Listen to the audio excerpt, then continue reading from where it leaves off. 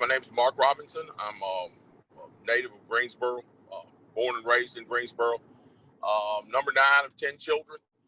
Grew up in a very poverty-stricken family. We saw a lot of difficulties, but we were able to overcome those difficulties. Served in the United States Army Reserves as a medic with an ambulance company in Winston-Salem for 4 years. Most of my working career I've spent in furniture manufacturing, a total of 20 years. My wife and I used to own a daycare center, also a small business, a daycare.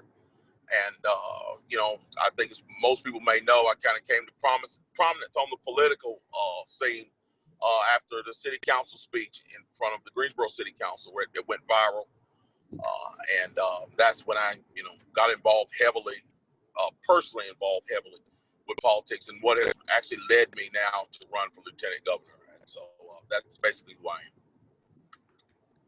All right. Well, thank you. Appreciate that. So let me start. The current lieutenant governor and the governor have somewhat of an adversarial relationship and haven't worked together very much, which sometimes happen when you have different parties involved there. So I want to ask you about 2 scenarios. And the first one is, what if Governor Cooper wins re-election and you were elected as lieutenant governor? What do you want that relationship to be like? Well, we certainly hope that we could work together to serve the people of North Carolina. I would like to think that there are things that we could come together and work towards, work towards a resolution and some common ground. I would love to see that happen. However, if he is reelected and I'm serving as lieutenant governor, I'm going to continue to stand strong for the things that I believe in. And I'm going to take those concerns to the governor's office and would hope that he would join with me to fight for some of them. But we will not change our stance based on who's in the governor's mansion. We will continue to stand up for the things that we've always stood up for in this campaign, and the things that we promised the folks who support us that we will stand up for. And alternately, if Lieutenant Governor Forrest were to win election, what kinds of things would you want to accomplish together with him? Well, of course, our main focus is going to be on education. It's trying to bring some education reform, making sure that parents have more control of where their children and how their children are educated, making sure that our curriculums give all of our students the opportunity to succeed. And making sure that things like opportunity scholarships are available to them so that students across the socioeconomic spectrum have good opportunities in education. We also want to work on increasing care for veterans in this state. And that's one of the things I'm most excited about and would be most excited about working with either Governor Cooper or Governor Forrest is increasing veterans care. And I think if there's anything that could bring us together, it would be that issue. But all the issues that we've been talking about during the primary and during this general election, we think that we can get a lot of that stuff done if we are teamed up with Dan Forrest. We really do believe that. So, of course, the Lieutenant Governor serves on the State Board of Education, and you have said that indoctrination in our public schools must end. Can you give the board an example or two of indoctrination, what you're talking about? I think the biggest example I can give, and I've heard this time and time again across the state, from parents and students who are very concerned that they are having to watch, quite frankly, having to watch CNN, having to watch, MSNBC, and being tested on that type of material. During the impeachment trials, a good example is a student came to me and said, our teacher was telling us why President Trump is a bad man and should be impeached. And then that student asked me, what is impeachment? That's a perfect example of what we're talking about here. We don't need to be teaching our children why any president is bad. We need to be teaching them about the process, what the president does. We need to bring an end to that in our classrooms. We need to bring an end to partisanship in our classrooms. I'm a conservative Republican, but if I was a teacher, when I stepped in that classroom, I'm going to be a teacher. I'm going to teach about the process and the people who are serving in that process. I'm not going to be teaching about personalities. And that's the thing that we talk about. When we say indoctrination, we want to end those type of things in our classrooms. Ned Barnett, you have questions for Mark? Mark, why run for lieutenant governor? I mean, it's kind of an undefined office. Its powers aren't very clear. It's not a very high profile. I guess it's a good stepping stone to to running for governor, perhaps. But what interests you in the office in this particular? Well, what really interests me in this office is the fact that they call the lieutenant governor's office somewhat of a bully pulpit, And there are many things that I think that we need to highlight in this state, many issues that need to be taken directly to the people of the United States, or the people of North Carolina. And that's what I want to do. And one of the things I want to do in the office, I want to reach out to the people of North Carolina, let them know about our concerns and hear from them about their concerns, and take those things back to the General Assembly and try to get some things done about them. And so that's one of the reasons why I chose to run for this office, because it gives us a platform to be able to highlight some of the things we're very passionate about. Obviously, there aren't many African Americans in the Republican Party, particularly conservative Republicans. Can you explain a little bit what your thinking is there, why you're kind of going against the grain of the trend of the popular perception? Well, I've always been a conservative my entire life. I always tell folks I didn't become a conservative. I discovered that I was a conservative. As far as being a black conservative, I don't think it's any different from being a so-called white conservative or any other type of conservatives. Conservatives, we share the same values. And that's what's really important in this thing. It's not the color of people's skin. It's the values that we share. And I certainly see that as I travel across the state. Going against the grain, as you say, is something that I have seen in my life. The experience that I've had, as most of my peers agree with the things that I'm saying. The problem is when they go into the voting booth, a lot of times they vote against those things. And it's been a thing that has confused me for a lot of my life, because as I travel the state and as I've lived my life, I talk to other black people and we agree on these issues, but somehow there's a disconnect in the voting booth. And one of the things I desperately want to do is try to bring that connection together to get folks to start voting for their values and stop voting in lockstep with one singular party. You're a strong advocate for the Second Amendment. Yes. Why do you think that actually makes us safer, or is better to have more people armed? Well, to have law-abiding citizens in this country armed, I believe that it protects our freedom. I believe that governments that end up with all the guns and all the power become despotic and become a terror to the people. And I believe that firmly. We've seen it happen throughout the 20th century in other nations. We can see it happening now in a country called Venezuela. So we need to, the United States does not need to imitate any other nation. We're totally unique on this globe. And one of the things that makes us unique is that our founding fathers wrote down in our Constitution an affirmation of our God-given right to keep and bear arms. And I firmly believe we need to keep that right in order to keep this nation strong. Thank you. Mark, the Lieutenant Governor is a tie-breaking vote in the Senate, and one of the issues that may come before the Senate next session is Medicaid expansion.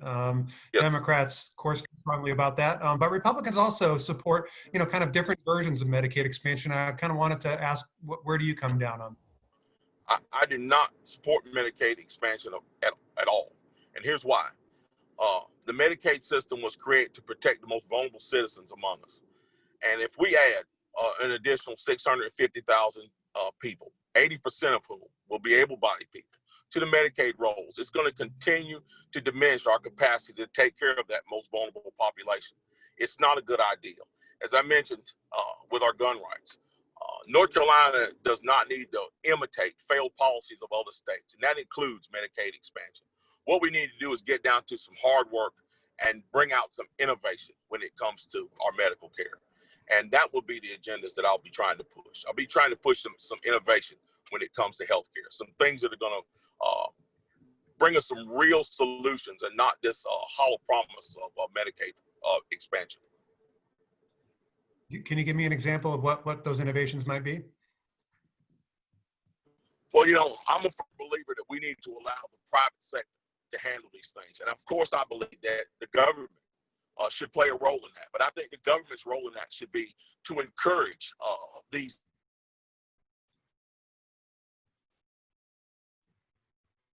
I think I've lost you. We lost your audio a little bit there, Mark. Can you give me that answer again?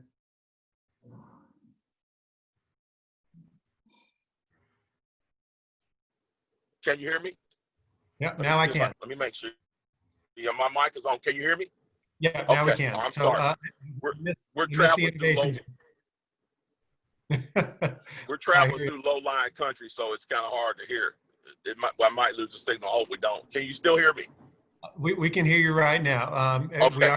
We are getting a notice that you have a low bandwidth, and we've been there. So Okay. if you can give us an answer that innovations question again, I don't think that we got. Okay. If you can hear me, I think one of the things that we need to do is we need to work with private insurance and the private healthcare industry to give some transparency in medical billing. That's one of the things that's going to solve the issue of our of healthcare for our state employees, and to make sure that their retirements stay viable. We can also transfer that over to private insurance. Partnering with private insurance companies and private industry, I think, is really the answer, because that's where we're going to find the most innovation. And I think that's really what we need to do. We've seen in other states that Medicaid expansion has largely failed. And we don't need to follow that path. We need to find a new path. And there's many, many different ways I believe we can do it. It's just going to take bringing those heads to the table and figuring out how. So I'm curious, you mentioned that a couple times now about Medicaid expansion failing in other states, and yet more and more states are signing on for it, including states with Republican legislators and governors. Yes.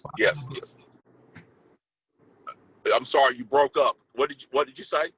I said, you said that Medicaid expansion has been a failure, and yet more states are signing up for it, including states with Republican leadership. Why would they be signing up for a failing program? Well, I mean, that's, I think that's kind of a rhetorical question. We've seen this kind of stuff happen in the past, where more and more people try to find, I'm just being honest with you, more and more people try to find the easy way out. And I don't want North Carolina to be one of those states. I want North Carolina to set itself apart and maybe set a standard that other people can follow. And I believe that working with private industry is the standard we should set, not continuing to overburden an already strapped system.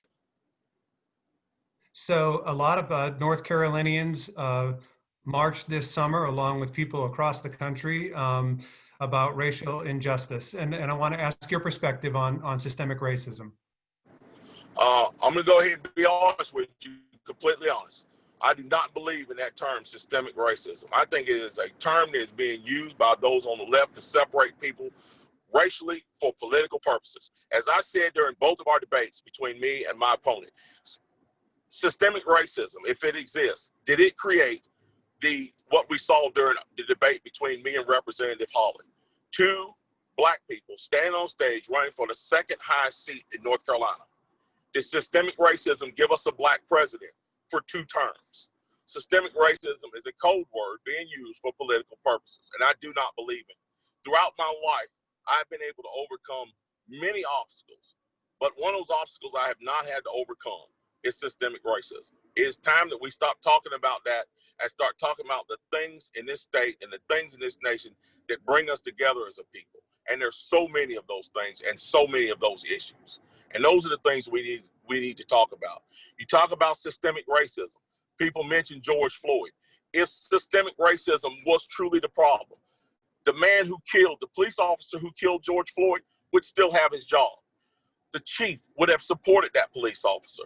The mayor would have supported that police chief in his decision. The governor would have supported him, and the president would have supported him. None of that happened. As soon as are you still there? Yes, are you still there? I'm sorry, a call came in. As soon as the incident took place, we had people, police officers, mayors, governors, even the president, stood up firmly against what happened to George Floyd. So I think the George Floyd case absolutely disproves systemic racism, because if systemic racism was a thing, if it was a problem, George Floyd's murder or his killing would have gone unnoticed. It did not. People stood up immediately when it happened. Mark, I wanted to give you a chance to talk about anything that we haven't asked you about that you want to mention to the board. Well, 2 things I'd like to mention. Number 1, this move to defund the police. My opponent has flat out refused to answer that question. I would like to see whether or not she would want to defund the police, number 1. And I'd want to know why, because here it is, defunding the police. We just talked about racial issues.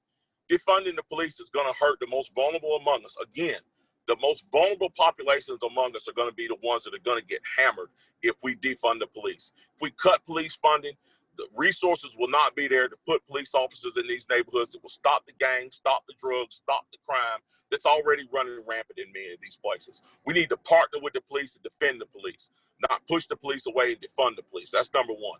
And number two, we need to push for common sense legislation when it comes to voting, and that means voter ID. We need voter ID in this state and this nation. We protect the integrity of our Second Amendment by making sure that when folks go down to buy a firearm, they show their license so we know they're not a criminal suspect, an escapee, an abuser. We make them do that. I'm for that. I'm also for making sure that people show their ID so we can protect the integrity of our voting process. So we need voter ID. We need it now. Those are the two things I'd like to highlight that we didn't talk about. But thank you very much for having me. If we're over, and we certainly appreciate it. Sure. Let me follow up on one thing that you said, because it is a question that we should have asked. When people talk about defunding the police, they're often talking about diverting resources to intervention and crisis management from non-law enforcement officers. Is that something that you think is a good idea or not? That's a horrible idea. I think we can find those resources in some of the other money that we waste on useless projects. And we won't go into those useless projects, but I'm sure if you search what we're spending our money on our government, we can find some other resources we could take that money from instead of taking it away from already strapped police forces.